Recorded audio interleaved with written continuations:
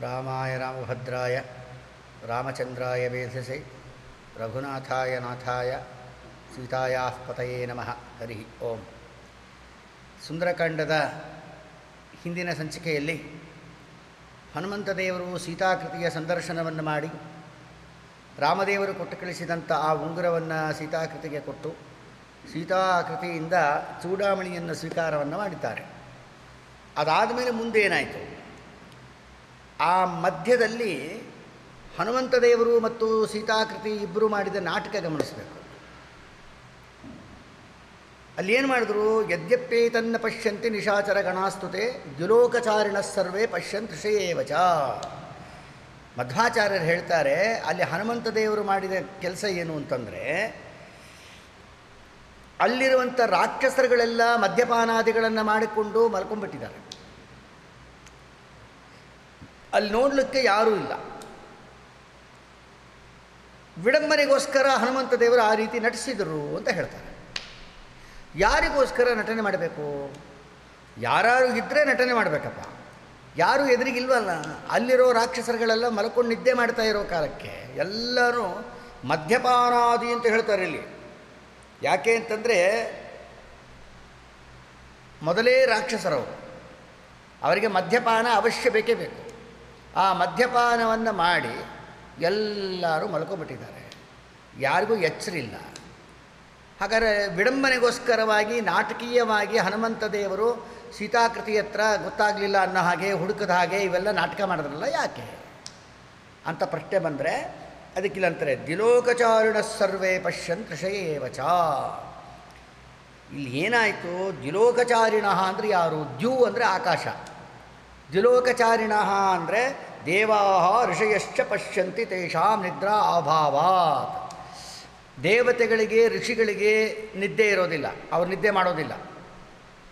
ಆದ ಕಾರಣ ಆಕಾಶದಲ್ಲೇ ಸಂಚಾರ ಮಾಡತಕ್ಕ ಋಷಿಗಳಿಗೆ ಮತ್ತು ದೇವತೆಗಳಿಗೆ ಸಂತೋಷಪಡಿಸಬೇಕು ಅನ್ನೋ ಕಾರಣಕ್ಕೆ ಹಂಗೆ ನಾಟಕ ಮಾಡಿದ್ರಂತೆ.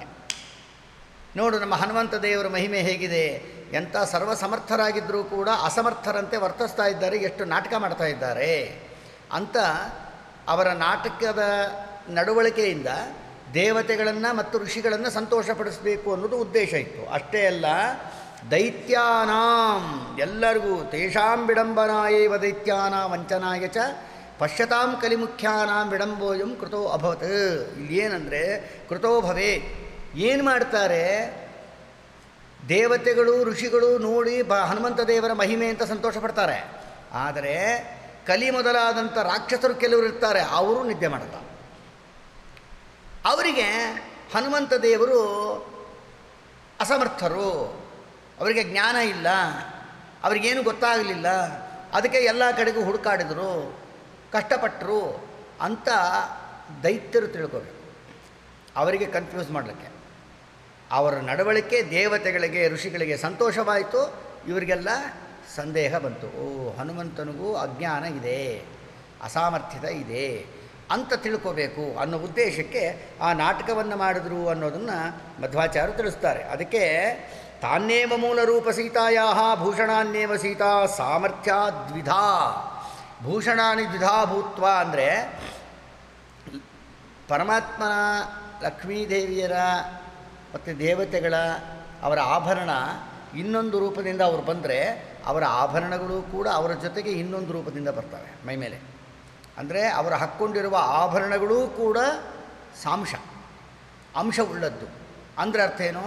ಈ ರೂಪದಿಂದ ಅವರು ಒಂದು ನೆಕ್ಲೆಸ್ ಹಾಕ್ಕೊಂಡಿದ್ರೆ ಅವ್ರು ಇನ್ನೊಂದು ರೂಪ ತಗೊಂಡ್ರೆ ಅದೇ ನೆಕ್ಲೆಸ್ ಇನ್ನೊಂದಾಗತ್ತೆ. ಅಂಥ ಒಂದು ಸಾಮರ್ಥ್ಯ ದೇವತೆಗಳದ್ದು, ಪರಮಾತ್ಮನದು, ಲಕ್ಷ್ಮೀದೇವಿದು. ಆದ ಕಾರಣ ಅಲ್ಲಿ ಸೀತಾ ಆಕೃತಿಯ ಶಿರದಲ್ಲಿ ಹಾಕ್ಕೊಂಡಿರುವಂಥ ಆ ಒಂದು ಶಿರೋರತ್ನವನ್ನು ಕೊಟ್ಟು ಕಳಿಸಿದ್ದಾರೆ. ಯಾವುದು? ಚೂಡಾಮಣಿಯನ್ನು ಕೊಟ್ಟು ಆಯಿತು. ಅದಾದ ಮೇಲೆ ಮುಂದೇನಾಯಿತು ಅಂದರೆ, ಹನುಮಂತ ದೇವರು ಬಂದ ಕೆಲಸ ಏನು? ಸಮುದ್ರ ಹಾರಿ ಬಂದರು, ಮಧ್ಯದಲ್ಲಿ ಮೈನಾಕ ಪರ್ವತವನ್ನು ಸಂತೋಷಪಡಿಸಿದರು, ಕದ್ರೂದೇವಿಯನ್ನು ಸಂತೋಷಪಡಿಸಿದರು. ಅದಾದ ಮೇಲೆ ಸಿಂಹಿಕಾವೆಂಬ ದುಷ್ಟ ರಾಕ್ಷಸಿ, ಬ್ರಹ್ಮದೇವರಿಂದ ವರಬಲಿಷ್ಠಳಾದ ದುಷ್ಟ ರಾಕ್ಷಸಿಯ ಸಂಹಾರವನ್ನು ಮಾಡಿದ್ರು. ಅಲ್ಲಿಗೆ ಲಂಕಾಪಟ್ಟಣದ ಹತ್ರ ಬಂದ ಮೇಲೆ ಲಂಕಿಣಿ ಗ್ರಾಮದೇವತೆಯನ್ನು ಪರಾಜಯಗೊಳಿಸಿ ಅವಳ ಅಪ್ಪಣೆಯಂತೆ ನಗರವನ್ನು ಪ್ರವೇಶ ಮಾಡಿದರು. ಅದಾದ ಮೇಲೆ ಎಲ್ಲ ಕಡೆಗೆ ಹುಡುಕುವಂತೆ ನಟನೆ ಮಾಡ್ತಾ ಸೀತಾಕೃತಿಯ ಸಂದರ್ಶನವನ್ನು ಮಾಡಿದ್ರು, ರಾಮಾಂಗುಲಿಯವನ್ನೂ ಕೊಟ್ಟರು, ಮತ್ತು ಜೊತೆಗೆ ಚೂಡಾಮಣಿ ಸ್ವೀಕಾರ ಮಾಡಿದ್ರು. ಚೂಡಾಮಣಿ ಅಂದರೆ ತಲೆಗೆ ಹಾಕುವ ಆಭರಣ, ಹಣೆ ಪಪ್ಪಡಿ ಅಂತಾರೆ ಅದನ್ನು, ಅದು ಹಾಕ್ಕೊಂಡಿದ್ದು, ಅದು ಇಸ್ಕೊಂಡು ಇಷ್ಟು ಕೆಲಸ ಆಗುತ್ತೆ. ಇನ್ನು ಮುಂದೆ ಏನು ಮಾಡಬೇಕು? ಕೃತ್ವಾ ಕಾರ್ಯಮಿದಂ ವಿಶಂಕಃ ಸರ್ವಂ ಪವನಾತ್ಮಜ. ಮುಖ್ಯಪ್ರಾಣ ದೇವರೇ ಆದಂತಹ ಹನುಮಂತ ದೇವರು ಬಂದ ಕೆಲಸವನ್ನು ಮಾಡಿ ಆಯ್ತು. ಈಗ ಇನ್ನು ನೆಕ್ಸ್ಟ್ ಏನು ಮಾಡಬೇಕು ಅನ್ನೋದು ವಿಚಾರ. ಆವಾಗ ಅವರು ವಿಶಂಕಃ, ಅವರಿಗೆ ಯಾವ ಸಂದೇಹಗಳಿಲ್ಲ. ಶಂಕ ಅಂದರೆ ಡೌಟ್ ಅಂತ ಅರ್ಥ, ವಿಶಂಕ ಅಂದರೆ ಡೌಟೇ ಇಲ್ಲ ಅಂತ ಅರ್ಥ. ಯಾವ ಡೌಟ್ ಇಲ್ಲದೆ ಇದ್ದರೂ ಕೂಡ ಅವರಿಗೆ ಆತ್ಮಾವಿಷ್ಕರಣೆ ಚಿತ್ತಂ ಚಕ್ರೇ ಮತಿವತಾಂಬರಃ. ಆತ್ಮಾವಿಷ್ಕರಣೆ ಚಿತ್ತಂ ಅಂದರೆ ಆತ್ಮ ಅನ್ನೋ ಶಬ್ದಕ್ಕೆ ಭಗವಂತ ಅಂತ ಅರ್ಥ, ಜೀವ ಅಂತಲೂ ಅರ್ಥ ಇದೆ. ಅದಕ್ಕಿಲ್ಲಂತಾರೆ ಆತ್ಮಶಬ್ದಕ್ಕೆ ಬೇಕಾದಷ್ಟು ಅರ್ಥಗಳಿದೆ. ಆತ್ಮ ಅಂದರೆ ಜೀವ ಅಂತ ಅರ್ಥ, ಪರಮಾತ್ಮ ಅಂತ ಅರ್ಥ. ಆತ್ಮ ಅಂದರೆ ಶರೀರಕ್ಕೆ ಆತ್ಮ ಅಂತ ಹೆಸರು, ಮನಸ್ಸಿಗೆ ಆತ್ಮ ಅಂತ ಹೆಸರು, ಬುದ್ಧಿಗೆ ಆತ್ಮ ಅಂತ ಹೆಸರು, ಗಿಚ್ಛಾ ಅಂತಲೂ ಅರ್ಥ. ಹಿಂಗೆ ಅನೇಕ ಅರ್ಥಗಳಿದೆ ಆತ್ಮಶಬ್ದಕ್ಕೆ. ಆದ್ದರಿಂದ ಜಿಜ್ಞಾದ್ಯಾಯತನಂ ಸ್ವಶಬ್ದಾತ್ ಅಂತ ಒಂದು ಬ್ರಹ್ಮಸೂತ್ರ. ಆ ಒಂದು ಬ್ರಹ್ಮಸೂತ್ರದಲ್ಲಿ ಹೇಳ್ತಾರೆ, ಆತ್ಮಬ್ರಹ್ಮಾದಯ ಶಬ್ದಾ ಸಮೃದ್ಧೇ ವಿಷ್ಣುಮವ್ಯಯಂ ಸಸಾ ಸಂಭವಂತಿ ಯಸ್ಮಾ ತೈಹಿ ನೈಮಾಪ್ತ ಗುಣಪೂರ್ಣತಾ. ಬ್ರಹ್ಮಸೂತ್ರ ಭಾಷ್ಯದಲ್ಲಿ ಮಧ್ವಾಚಾರ್ಯ ಹೇಳ್ತಾರೆ, ಆತ್ಮ ಅಂದರೆ ಸರ್ವಪ್ರೇರಕನಾದಂತಹ ಪರಮಾತ್ಮನನ್ನು ಮಹಾವಿಷ್ಣುವಿಗೆ ಆತ್ಮ ಅಂತ ಹೆಸರು. ಅದಕ್ಕೆ ಆತ್ಮಾವಿಷ್ಕರಣೆ ಚಿತ್ತಂ ಚಕ್ರೇ ಅಂದರೆ ಆತ್ಮನ ಮಹಿಮೆಯನ್ನು ಜಗತ್ತಿಗೆ ತೋರಿಸಬೇಕು. ಅಂದರೆ ಆತ್ಮ ಅಂದರೆ ವಿಷ್ಣು, ವಿಷ್ಣು ಅಂದರೆ ರಾಮಚಂದ್ರದೇವರು. ರಾಮಚಂದ್ರದೇವರ ಮಹಿಮೆಯನ್ನು ಇಲ್ಲಿದ್ದವರಿಗೆ ರಾವಣಾದಿಗಳಿಗೆ ತೋರಿಸಬೇಕು ಅಂತ ಮತಿಮತಾಂಬರಃ ಮಹಾಜ್ಞಾನಿ ಶ್ರೇಷ್ಠರಾದ ಹನುಮಂತ ದೇವರು ಆಲೋಚನೆ ಮಾಡಿದರು. ರಾಮದೇವರ ಮಹಿಮೆಯನ್ನು ಇವರಿಗೆಲ್ಲ ಸ್ವಲ್ಪ ಪರಿಚಯ ಮಾಡಿಸ್ಬೇಕು. ಜೊತೆಗೆ ಆತ್ಮ ಅಂದರೆ ತಮ್ಮ ಅವರ ಮಹಿಮೆಯನ್ನು ತೋರಿಸ್ಬೇಕು ಅನ್ನೋ ಕಾರಣದಿಂದ ವಿಚಾರ ಮಾಡಿದರು. ಅದಕ್ಕೆ ಅಥಮನಮಖಿಲಂ ತದ್ರಾವಣಸ್ಯಾವಲುಂಪ್ಯ ಕ್ಷಿತಿರುಘಮಿವಮೇಕಂ ವರ್ಜಗಿತ್ವಾಶು ವೀರ ರಜನಿಚರ ವಿನಾಶಂ ಕಾಂಕ್ಷಮಾಣೋತಿ ವೀನಂ ಮುಹರತಿರವನಾದಿ ತೋರಣಂ ಚಾರುರೋಹ.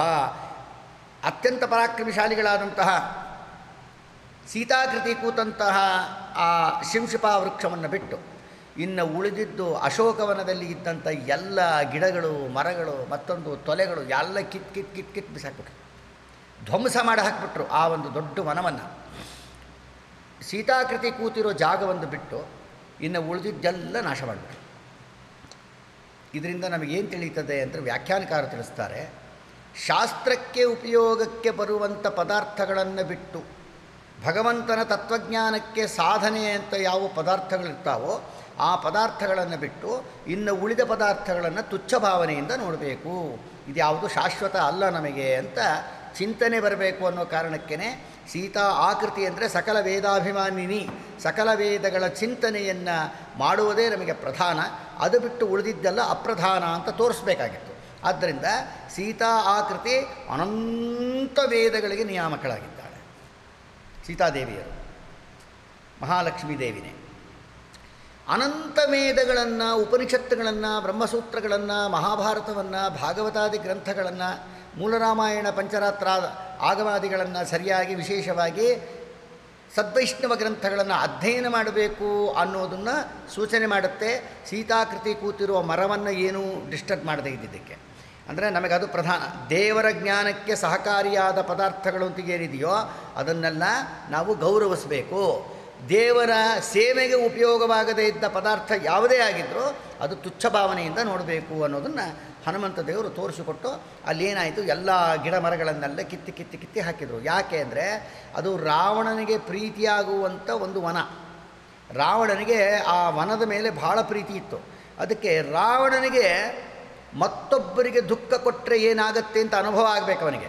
ಅದಕ್ಕೆ ಸೀತಾಕೃತಿಯನ್ನು ಅಪಹಾರ ಮಾಡಿದ್ದರಿಂದ ರಾಮದೇವರಿಗೆ ದುಃಖ ಕೊಡಬೇಕು ಅಂತ ಪ್ರಯತ್ನ ಪಟ್ಟನಲ್ಲ, ಅದರಿಂದ ಆ ದುಃಖಾನುಭವ ಅವನಿಗೂ ಆಗಬೇಕು ಅನ್ನೋ ಕಾರಣಕ್ಕೆ ಅಶೋಕವನವನ್ನೆಲ್ಲ ಕಿತ್ತಿ ಧ್ವಂಸ ಮಾಡಿ ಹಾಕಿ ಎಲ್ಲ ನಾಶ ಮಾಡಿ ಅಲ್ಲೊಂದು ದೊಡ್ಡ ಆರ್ಚ್ ಅಲ್ಲಿ ಬಂದು ಕೂತ್ಕೊಂಡ್ಬಿಟ್ರಂತೆ ತೊಲೆ ಮೇಲೆ.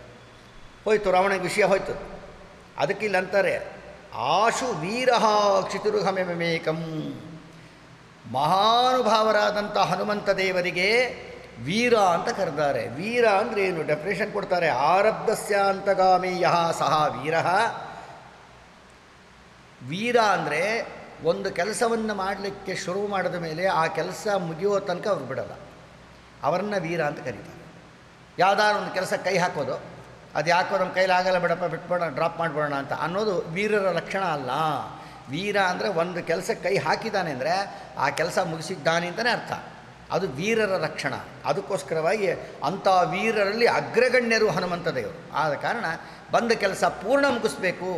ಅರ್ಧ ಕೆಲಸ ಆಯ್ತು, ಈಗ ಇನ್ನೊಂದು ಅರ್ಧ ಕೆಲಸ ಯಾವುದೋ, ರಾವಣನನ್ನು ಎಚ್ಚರಿಸಬೇಕು, ರಾವಣನಿಗೆ ಬಿಸಿ ಮುಟ್ಟಿಸೇ ಹೋಗಬೇಕು ಅಂತ ಆಲೋಚನೆ ಮಾಡಿ ಅಶೋಕವನವನ್ನೆಲ್ಲ ಧ್ವಂಸ ಮಾಡಿದ ವಿಷಯ ರಾವಣಂಗೆ ಗೊತ್ತಾಯಿತು.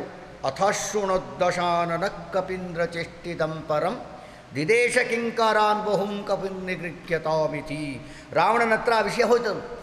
10 ಮುಖಗಳಿಂದ 20 ಕಿವಿಗಳುಳ್ಳ ಆ ರಾವಣ ಹನುಮಂತ ದೇವರ ಮಹಿಮೆಯನ್ನು ಕೇಳಲಿಕ್ಕೆ ಇಷ್ಟನೇ ಪಡಲಿಲ್ಲ. ಅದನ್ನು ಅವನು ದ್ವೇಷನೇ ಮಾಡ್ದ.